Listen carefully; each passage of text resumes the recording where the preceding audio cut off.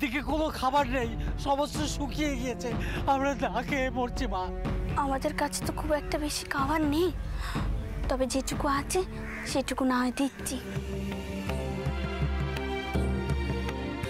না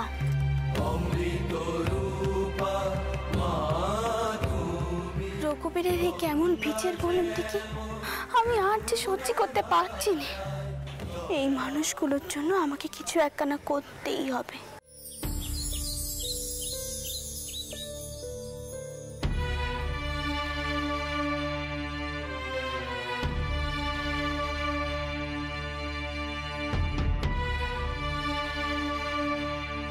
মাগো বড় খিদে, এদিকে কোনো খাবার নেই, সমস্ত শুকিয়ে গিয়েছে, আমরা না খেয়ে মরছি মা।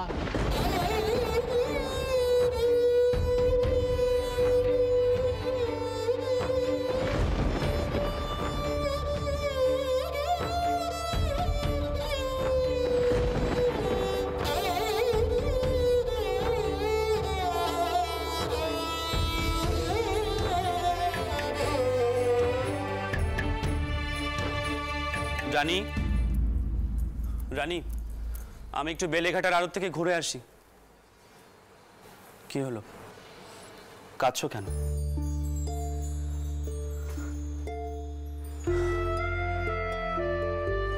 দেখো রানী, আমাদের দেশে এরকম বহু মানুষ আছে যারা দুবেলা দুমুঠো খেতে পায় না। অন্যের অভাবে তারা শাক পাতা গেড়ি কুগলি সেদ্ধ করে খায়, কখনো উপোস থাকে। শস্য শ্যামলা আমাদের এই বাংলা, অথচ কত মানুষ না খেতে পেয়ে মরে যায়। আচ্ছা, এদের খাওয়ানোর জন্য আমরা কিছু করতে পারিনি? এদের খাওয়ানোর জন্য মানে? রানী, এমনিতে আমাদের বাড়িতে বহু মানুষ আশ্রিত আছে, তার উপরে তুমি গোটা বাংলা নিরন্ন মানুষের দায়িত্ব নিতে চাও নাকি? কেন দায়িত্ব নিতে পারবো না বলুন তো? কেন দায়িত্ব নিতে পারবো না? কি হলো, আপনি চুপ করে আছেন কেন? বলুন না, উত্তর দিচ্ছেন না কেন? বলুন না। কি উত্তর দেব রানী? এতগুলো মানুষকে বাড়িতে এনে রোজ রোজ তো আমরা... আমার কথাখানা আগে শুনুন। আমি বলি কি, ওদের জন্য একখানা আলাদা এসেল তৈরি করুন, ওখানে ওদের খাবার তৈরি হবে, যে যে আসবে সে খেয়ে যাবে। ওদের তো এত কিছু আছে, ওদের তো কিচ্ছুটি নেই। আমরা এইটুকু দায়িত্ব নিতে পারবো না বলুন? আমাদের তো এত দানি জমি, মাঝে মধ্যে দান রাখার জায়গা পর্যন্ত থাকে না, কতই আর ব্যয় হবে বলুন? আমি আপনাকে বলছি, আমাদের ভাড়া শূন্য হবে না, বরং ভাড়ার আরো পুণ্য হবে। মানুষের সেবা করা মানে রঘুবীরের সেবা করা। রঘুবীর নিশ্চয়ই কৃপা করবেন, আর এতগুলো মানুষের আশীর্বাদ পাবেন, এও কিছু কম কথা? রানী, রঘুবীর আশীর্বাদ করবেন কিনা জানি না, তবে এটা ঠিক, বহু মানুষের পেটের জ্বালা মরবে। কিন্তু তাই বলে আমরা এতগুলো... আপনি তো নিজে চোখে দেখলেন মানুষগুলো খাওয়ার জন্য কেমন ভাবে মারামারি করছিল। আচ্ছা, ওরা গরিব বলে ওদের পেটে দুটো অন্ন জুটবে না বলুন? গরিবের জ্বালাকি তা তো আমি দেখেছি, পেটের জ্বালা যে বড় জ্বালা। চন্দর, বাবা চন্দর, বলছি বড় মা ঠিকভাবে যাত্রা করেছেন তো?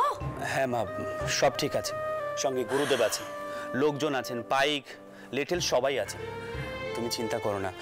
মা বলছি, তোমার সঙ্গে আমার একটু কথা আছে। আচ্ছা, শুনবো তোর কথা।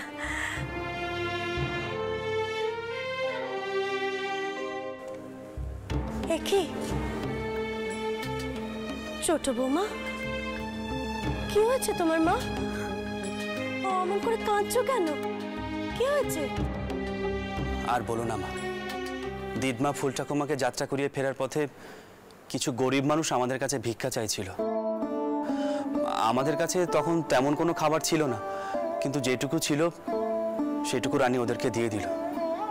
কিন্তু খাবারগুলো এমন কাড়াকাড়ি করে খাচ্ছিল যে সেটা দেখার পর থেকেই রানীর চোখের জল থামছেই না। চন্দর, ছোট বৌমার মনটা যে বড় নরম রে বাবা। কারোর দুঃখ কষ্ট সহ্য করতে পারে না। মা, তুমি আগে আমার কথাটা শোনো। তোমার বৌমা এখন চাইছে এমন একটা হেসেল করতে যেখানে বাংলার যত গরিব দুঃখী মানুষ আছে সকলে খেতে পাবে। তুমিই বলো মা, এ কি সম্ভব? কেন সম্ভব নয় বলুন তো? কেন সম্ভব না? সব মানুষ তো আর একসাথে খেতে আসছে না। আচ্ছা, আমি বলি কি, আপনি একখানা সময় বেঁধে দিন, সেই সময়ের মধ্যে যারা যারা আসবে তারা তারা খেতে পাবে। চন্দর, তোর বাবা মশাই কইতেন ছোট বৌমা হলো মা নক্ষের রূপ।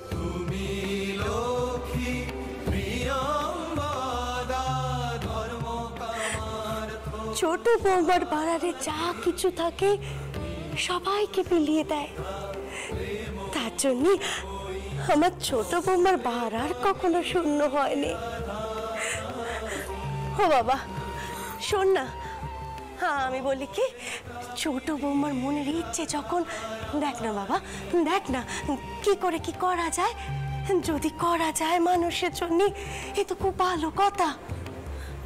তোর বাবা মশাই স্বর্গ থেকে খুব খুশি হবেন, দু হাত তুলে তোদের আশীর্বাদ করবেন। তাছাড়া বউকে হামলার সময় তেনারা তো না খেতে পেয়ে এমন করে পথে পথে ঘুরে বেড়াতেন। দেখেছেন তো, মাও কইছে বাবা মশাই থাকলে বাবা মশাইও কইতেন। আপনি তো এখন এই বাড়ির কর্তা, আপনি একখানা ব্যবস্থা করুন না। ঠিক আছে, আমি দেখছি কি করা যায়।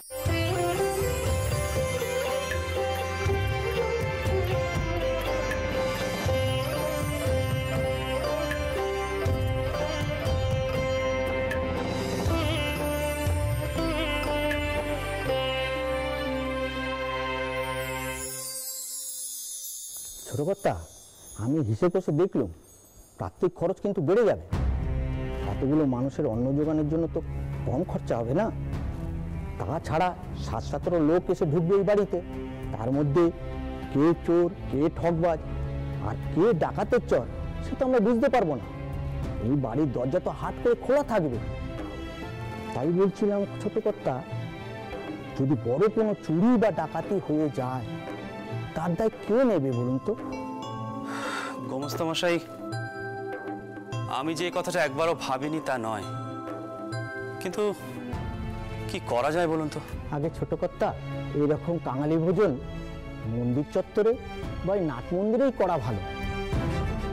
আপনার কথাটা একদিক থেকে ঠিক, কিন্তু সেক্ষেত্রে রোজ রোজ খাবার বয়ে নিয়ে যেতে হবে। তার জন্য আলাদা একটা খরচ লাগবে। নজরদারির জন্য লোক ঠিক করতে হবে। কে কতটা খাবার গরিবদেরকে দেবে আর চুরি করবে সেদিকটা কে খেয়াল রাখবে বলুন তো? আগে সে কথাটা ঠিক, লঙ্গরখানার জন্য আবার নতুন লোক নিয়োগ করতে হবে। তবে আপনি কি বলছেন ছোট কর্তা? আমি ভাবছি যা হবার ওই জানবাজারের বাড়ি থেকেই হোক। রানীরও তাই ইচ্ছে, হয়তো নিজের হাতে পরিবেশন করতে চায়, কিন্তু দূরে হলে সেটা কি করে হবে? বৌরানী দয়ার শরীর, কিন্তু ছোট কর্তা এইসব মানুষগুলো বড় অকৃতজ্ঞ হয়। আপনারই নুন খাবে, আবার পরে আপনারই বিরুদ্ধে কথা বলবে। ছোট মুখে একটা বড় কথা কইছি ছোট কর্তা, এই নোংরখানা করা মানে বুদ্ধিমানের কাজ হচ্ছে না। দেখুন গোমস্তা মশাই, আমি ব্যবসা করছি না যে বুদ্ধি কাজে লাগাতে হবে। এই আপনাদের বৌরানীর হুকুম, আর মা তাকে পূর্ণ সমর্থন করেছেন। তাই যত তাড়াতাড়ি সম্ভব লঙ্গরখানার ব্যবস্থা করতে হবে। আপনি সব আয়োজন করুন।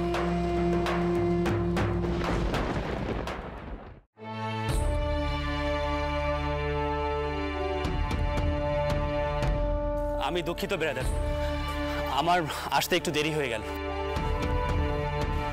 আসলে ইদানিং কিছু কাজের সঙ্গে জড়িয়ে পড়েছি, তাই যাকে আপনাদের জলযোগের ব্যবস্থা হয়েছে তো? আরে হ্যাঁ ব্রাদার, আপনি এসব নিয়ে একদম চিন্তা করবেন না। বৌঠান কোনোদিন এসব নিয়ে ভুল চোখ হতে দেননি। আপনি বসুন না, বসুন। আপনারাও বসুন।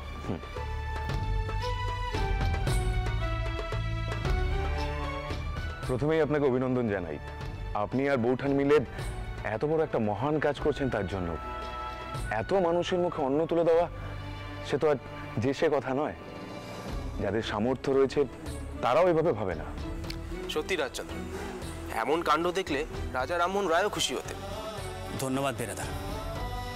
আসলে এই ইচ্ছে পুরোটাই রানীর। নিরন্ন গরিব মানুষের দুঃখ দুর্দশা সে সহ্য করতে পারছিল না। আমি তো তাও দুবার ভেবেছি, 4 বার হিসেব নিকেশ করেছি, কিন্তু রানী তা করে। সত্যি কথা বলতে কি জানেন বেরাদার, কতগুলো মানুষের হাসি মুখ দেখলে মনটা যে বড় ভালো হয়ে যায়। হ্যাঁ, সে তো বটেই। তবে যে বিষয়ে আমরা আজকে এখানে এসেছি, Lord Bentinck district charitable society খোলবার পরিকল্পনা করছেন। Charitable society?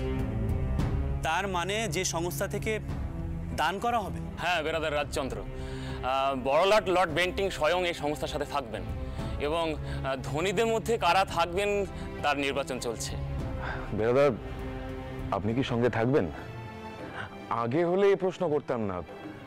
এই তালিকায় বাবু রাজচন্দ্র দাসের নামই সর্বপ্রথম থাকতো, সেটা আমরা জানি। তবে এখন এই লঙ্গরখানা, তার উপর চ্যারিটেবল সোসাইটি আপনার উপর বোঝা হয়ে উঠবে না তো? তবে আপনি থাকলে কাজটা করতে সহজ হয় আমাদের। ব্রাদার দ্বারকানা, 2 দিন আগে আপনার বৌঠান বলছিলেন গরিবের জন্য দান করলে ভাড়ার যতটুকু খালি হয় ভগবান তার দ্বিগুণ পূর্ণ করে দেন। এটা তার বিশ্বাস। আর আমি বিশ্বাস করি মানুষের উপকারের জন্য অর্থ দান করলে সে অর্থ কখনো জলে পড়ে না। ব্রাদার দ্বারকানাথ, আমি সানন্দে থাকতে রাজি আছি। আপনি বড়লাটকে জানিয়ে দিন বাবু রাজচন্দ্র দাস ভালো কাজের সঙ্গে সদা সর্বদা থাকবে। সাধু সাধু সাধু।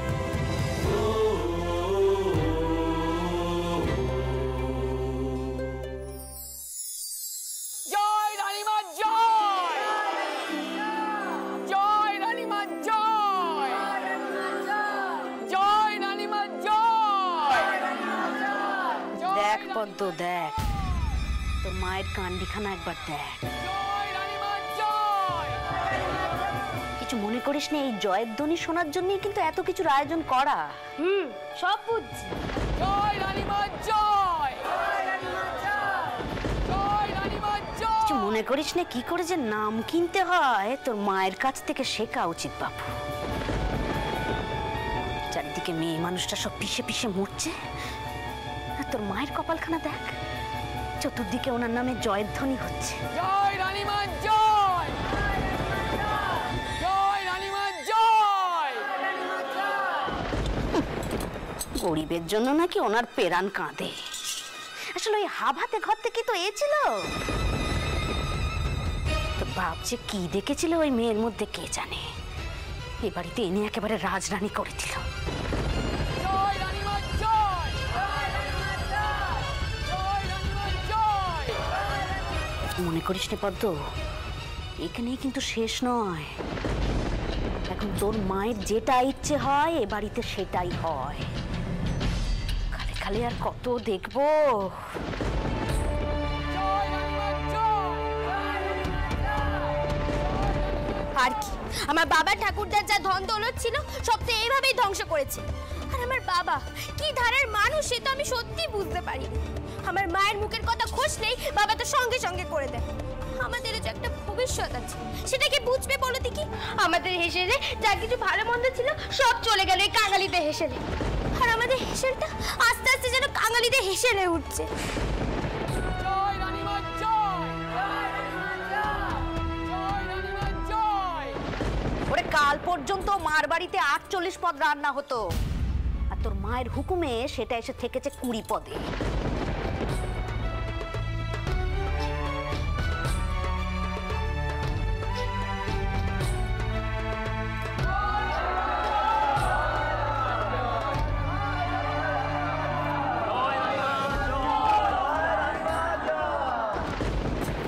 এই বাতাসি, তা আজ হেসেল থেকে কখানা পদ বাদ পড়লো রে? তা 20-22খানা হবে। কেন ছোট মা? তুই যা। শুনছিস পদ্ম, তো 20 পদ্ম, আজ যদি তোর বর আসে, সে কি খাবে রে? মার বাড়িতে শেষে কিনা 20 পদে জামাই আদর হবে, আর ওই হাবাতে গুলো চপ্পচষ্টি করে গিলবে, শেষে কিনা জামাই আদরটুকু এ বাড়ি থেকে উঠে গেল। অমন করে বলছো কেন ছোট ঠাকমা? মা বলেন সব ঠাকুরের মধ্যেই রঘুনাথ বাস করে, আর এরা সবাই অতিথি নারায়ণ। তুই চুপ কর, তুই আবার পাকা পাকা কথা কইছিস। এরা যদি নারায়ণই হবে তাহলে এখানে পাট পেতে কে চেয়েছে কেন শুনি? তাহলে তো নিজের ভোগের জোগাড় নিজেরাই করে নিতে পারে। আবার দেখিস অতিথি নারায়ণ সেবা যত্ন করতে গিয়ে বাড়ির নক্ষী না বিসর্জন হয়ে যায়, তারপর আমাদের কি হবে বলতো? আমাদের আর কি হবে রে দিদি? বাবা মশাই তো আমাদের মাথার উপর আছে, কিন্তু কিন্তু এই মানুষগুলোর তো কেউ নেই। তাই মা বলেছেন আমাদের মাই ওদের মা।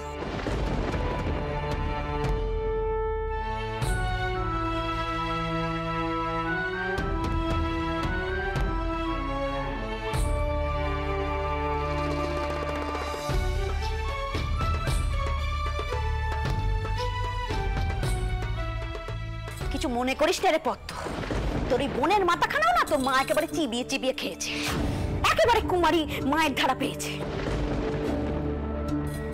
শোন পদ্ম, ওর কপালে কিন্তু দুঃখ আছে। ওরে শোন, সবার স্বামী ওরকম তোর বাপের মতো হয়নি। অন্য কোনো স্বামীর কাছে তার বউ যদি এমন আহ্লাদ করতো না, ঠেঙিয়ে একেবারে বীজ ঝেড়ে দিত। কেউ এমন অলক্ষীপনা সহ্য করতো না। নিহাত আমাদের চন্দর সারাটা জীবন বইয়ের আঁচল ধরে রয়ে গেল, তাই এই বাড়িতে যত অনাথ সৃষ্টি কাণ্ডি ঘটে। তা যা বলেছ চোর টাকমা। মানুষকে অন্ন দিলে আবার অনুক্ষিপনা হয় না। তুই আবার গুরুজনের মুখে মুখে কথা কইছিস। চল আজকে তোকে আমি মায়ের কাছে নিয়ে যাব, আর আজ তোর আমি পাকা পাকা কথা বের করছি। চোর টাকমা, আমার স্বামী এলে যাতে 40 পদের কমে না পায় সেই ব্যবস্থা আমি করছি, আর তুই চল আমার সঙ্গে। পদ্মর কানে দিন রাত্রির যা বিষ ঢালছি, বিষের জ্বালাতে তুমি একদিন ছটফটিয়ে মরবে বউ। বড্ড নাম কিনার শখ না তোমার?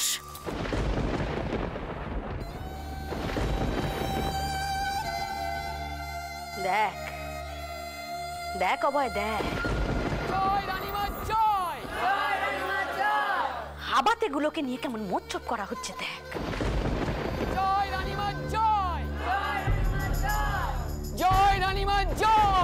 স্বামী শ্বশুরের রক্ত জল করা পয়সা কেমন লুটোচ্ছে দেখ। সহ্য হয়নি এসব, আর আমার সহ্য হয়নি।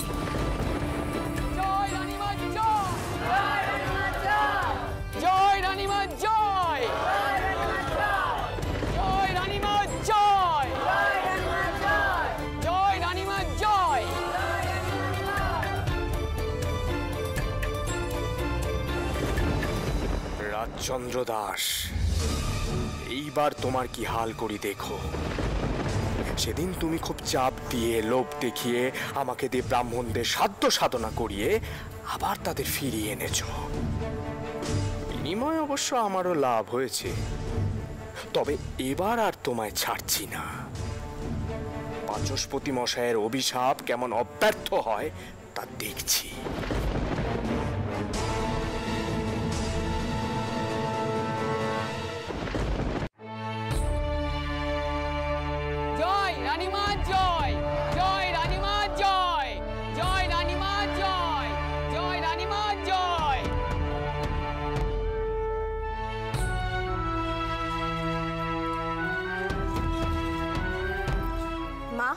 শুনলুম নাকি আমাদের হেসেলে রান্নার জিনিস নেই, সব নাকি তুমি এখানেই বিলিয়ে দিয়েছ। তা আমার স্বামী যদি এখানে আসে তাহলে তুমি তাকে কটা পদ রান্না করে খাওয়াবে বলো দেখি? তাই বংশে কি কখনো 20 পদের নিচে রান্না হয়েছে? বাবা পদ্ম, তুমি আবার কবে থেকে হেসেলে চিন্তা করছো? দিদি তো চিন্তা করছিল না, ছোট টাকমাই তো মাথায় ঢোকালো। বললো মাত্র 20 পদে কি জামাই আদর হয়? কুমারী, তোর কিন্তু বড্ড লাগানি বাগানি হয়েছে। এই কথাখানা যে কেন আগে আমার মাথায় এলো না। তাই কথা কারা কে কয়েছে সেটা বড় কথা নয়, কিন্তু আমি তোমাকে স্পষ্ট করে দিলুম মা, কোনো পথ যেন কম না পড়ে, নইলে কিন্তু আমি অনত্য করে ছাড়ব। আমার বাপের সম্পত্তি তোমার খেয়াল খুশি মতন বিলিয়ে দিলে চলবে না।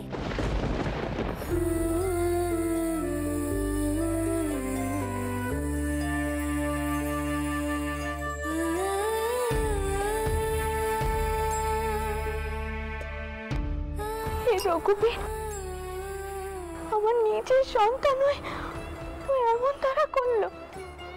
আমার মেয়ের এত নিচু মন কেন হলো রঘুবীর? কেন হলো? আমি কি দোষ করেছি রঘুবীর? কি দোষ করেছি আমি?